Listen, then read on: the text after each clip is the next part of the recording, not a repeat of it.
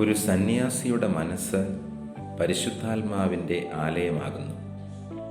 മാർ ഇവാനിയോസ് പിതാവിൻ്റെ വാക്കുകളിൽ ഒരു സന്യാസിയുടെ മനസ്സ് എപ്പോഴും പവിത്രമായിരിക്കണം, നിർമ്മലമായിരിക്കണം. ദൈവാത്മാവിൻ്റെ പ്രേരണയനുസരിച്ച് ജീവിക്കുവാൻ പ്രാപ്തനായിരിക്കണം.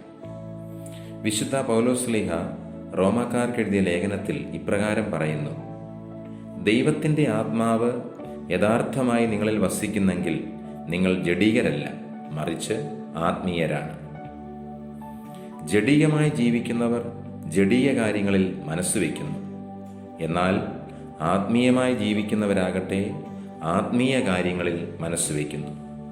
അതായത് ഒരു സന്യാസി പരിശുദ്ധാത്മാവിൻ്റെ ഇഷ്ടം മനസ്സിലാക്കി ദൈവഹിതം നിറവേറ്റാൻ സദാ സന്നദ്ധനാകുന്നു.